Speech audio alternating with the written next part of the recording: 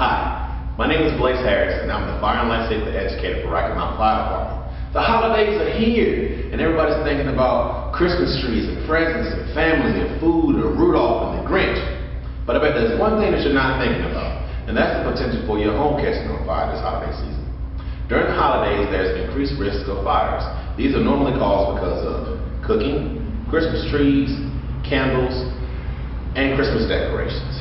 So, with a few preventive measures and some general rule of thumb, we're going to give you some tips to help you prevent house fires in your home for the holiday season.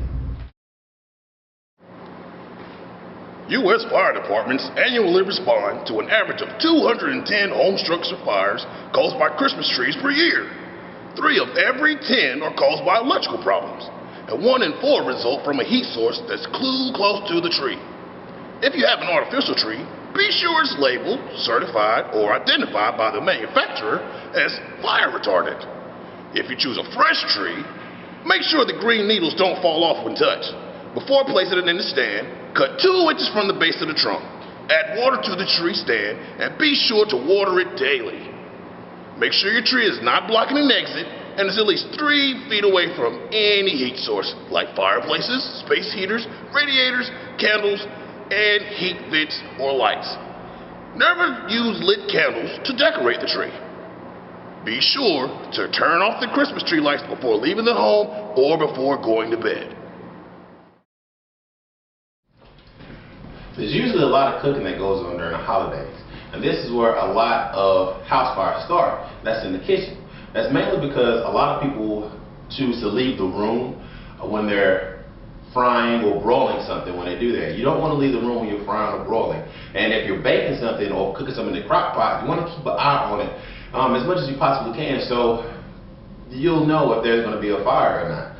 Okay, so if there is a grease fire when you're cooking something, you never want to put water on a grease fire because that water can actually spread the fire that much more. What you do want to do is keep a lid close by.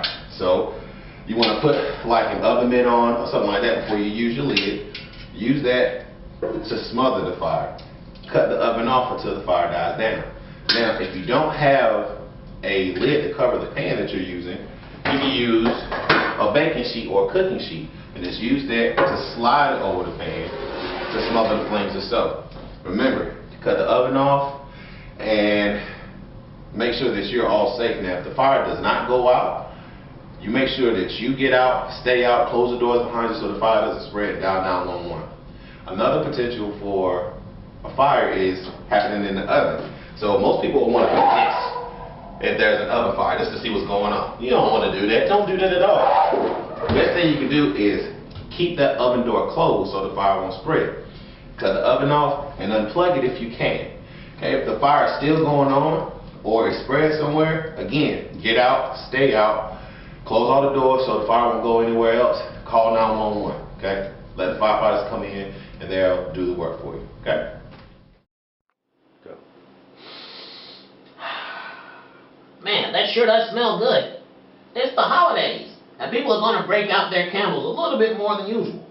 Did you know that December is the peak month for home candle fires? More than half of these candle fires start because the candles are too close to things that could catch fire. When burning candles, you want to keep at least a foot away from anything that can burn.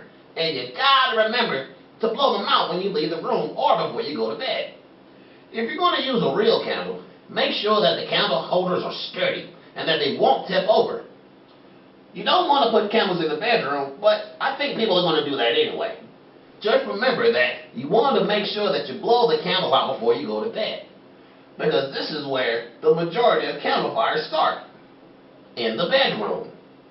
Never leave a child or a pet alone in a room with a burning candle. They could tip the candle over, and that just wouldn't be good. If anything, you may want to consider using a flameless candle, like this one. They look and smell just like the real deal. Be safe out there, everybody.